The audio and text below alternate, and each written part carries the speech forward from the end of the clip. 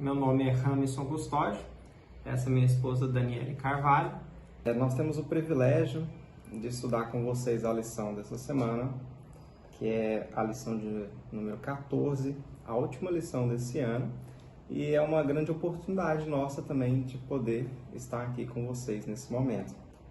A lição fala sobre um tema muito interessante que é nossa última oportunidade. O texto para memorizar diz assim, João capítulo 9, versículo 4. Convém que eu faça as obras daquele que me enviou enquanto é dia. A noite vem quando ninguém pode trabalhar. Você já parou para pensar que talvez seja a nossa última oportunidade nesse mundo? Talvez, será que hoje poderia ser o meu último dia? E o que eu fiz assim da minha vida? Isso deveria refletir na nossa vida diariamente, né? E nós estaremos tendo a oportunidade de falar um pouco sobre esse tema tão importante para nós, né? Exatamente. E isso é algo para a gente pensar, né? Porque na página 631 do livro Evangelismo, olha o que diz.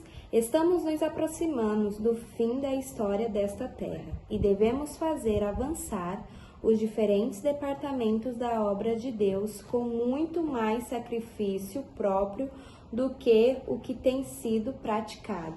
Ou seja, nesses últimos dias em que se aproxima o fim da história aqui da Terra, aí é que nós devemos cada vez mais nos esforçar para avançar na obra de Deus aqui na Terra, né? Os departamentais devem se esforçar e se dedicar, né?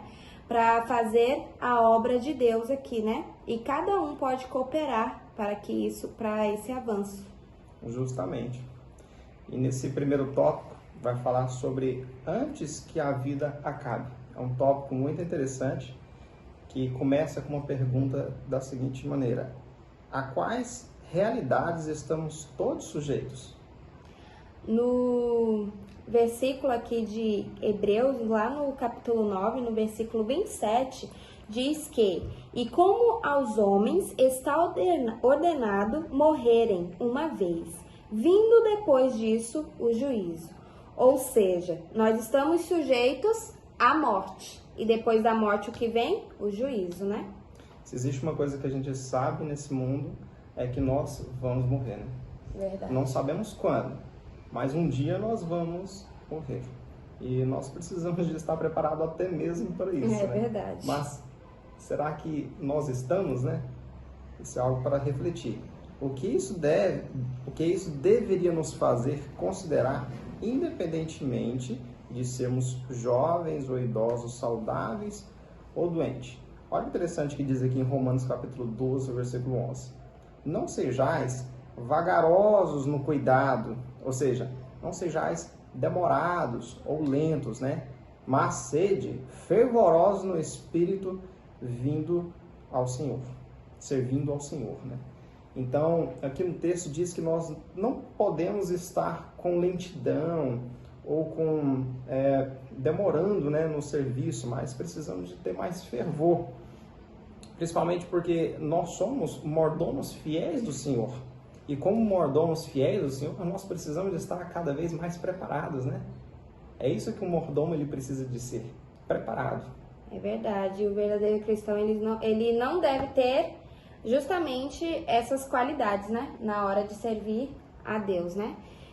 Diz uma parte aqui, lá na página 482 do livro Testemunhos para a Igreja, tem uma parte que é muito interessante, que diz assim, aqueles que são mordomos fiéis no recurso do Senhor saberão exatamente como seus negócios estão, e como sábios que devem ser, estarão preparados para qualquer emergência.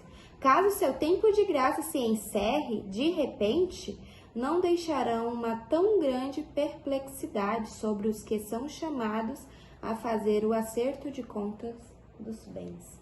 Ou seja, nós devemos estar preparados, né? Para qualquer emergência, o texto diz, né? Fala assim, para qualquer emergência precisamos de estar preparados como um mordomo fiel, né? Verdade. Como mordomos fiéis, nós precisamos de estar a cada dia mais preparados.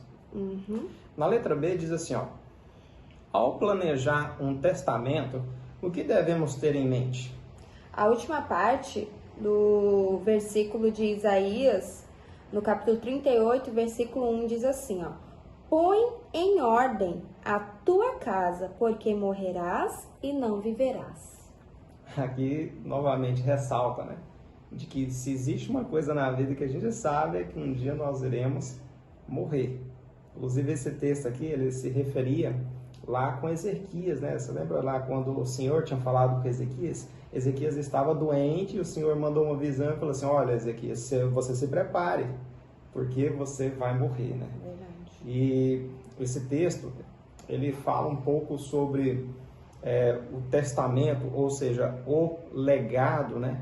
E aqui talvez refere-se um pouco sobre a parte financeira da pessoa, né? A pessoa precisa de estar preparada financeiramente. Às vezes a pessoa, é muito difícil, né? Aqui a pergunta fala sobre o testamento, como planejar. E quantas pessoas que planejam o seu testamento? Nem todas as pessoas planejam. E às vezes fica assim, né? Voando os seus recursos e os familiares apenas brigando por eles, né? E aqui diz que nós precisamos de pôr em ordem a nossa casa, né? Porque um dia nós iremos morrer. Até porque a gente não sabe quando é que a morte vai vir, né? Não sabe quando que ela vai vir. Então nós precisamos sempre de estar em ordem, né? De colocar. E eu gostaria de trazer sobre a importância do legado também, porque o testamento é um legado da pessoa, né? Mas o legado espiritual da pessoa. Se a pessoa, ela morresse hoje, como que estaria o seu legado? Será que nós espiritualmente estaríamos preparados? Será que tanto financeiramente como espiritualmente? Veja como é sério essas duas coisas, né? E às vezes nós, muito menos com as finanças, né? E como que está o nosso coração? Será que eu estaria de bem com Deus? Será que eu estaria de bem com o próximo? Será que eu estaria de bem com o meu irmão? Como que será que eu estaria diante de Deus? E isso é algo muito importante que nós precisamos diariamente estar relembrando, né? Hoje nós tivemos a oportunidade de falar um pouco a importância, né, do legado. E para a parte, tanto para a parte financeira quanto para a parte espiritual. E nós temos que levar isso para a nossa vida toda. Eu espero que você tenha aprendido bastante hoje e que possamos ter oportunidade durante nessa semana de estudar cada vez mais. Agradecemos a todos vocês, a todas nossas irmãs e irmãos, nossos ouvintes, que Deus possa vir te abençoar hoje e sempre. Amém.